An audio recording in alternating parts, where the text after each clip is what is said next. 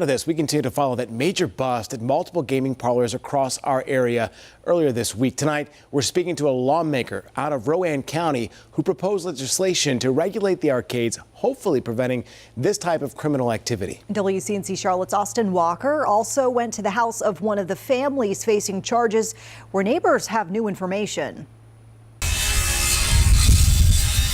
Wednesday, this scene playing out as law enforcement from both state and local agencies raid a gaming arcade on Albemarle Road. Police telling WCNC Charlotte it's a part of a larger operation involving several other sites in Mecklenburg County and across the state. Police seizing $18,000 in cash and 2 guns, 11 suspects facing a total of 800 charges. According to those police reports, the Nashar family are some of those facing charges in this case, so we wanted to come to their home to talk to them in person.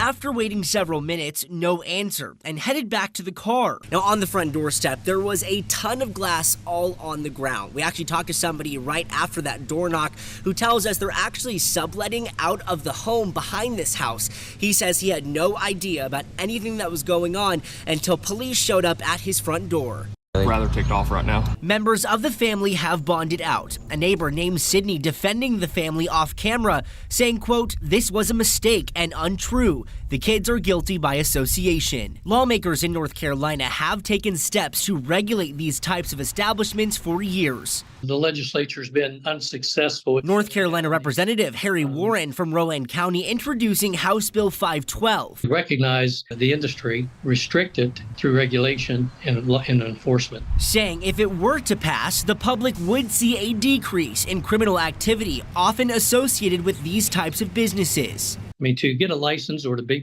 have a machine in your place of business, this requires an on-site or off-site ABC permit. The bill has not made it through the House, but Representative Warren says he's hopeful for traction in the upcoming short session in Raleigh. Austin Walker, WCNC Charlotte.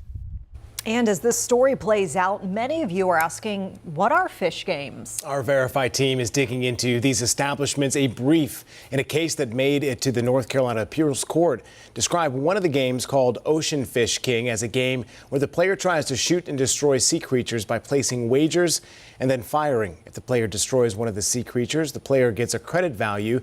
The state appeals court ruled against an arcade, saying these games are not purely skills-based, making them illegal. You can read deeper into what these games are right now by scanning the QR code on your screen.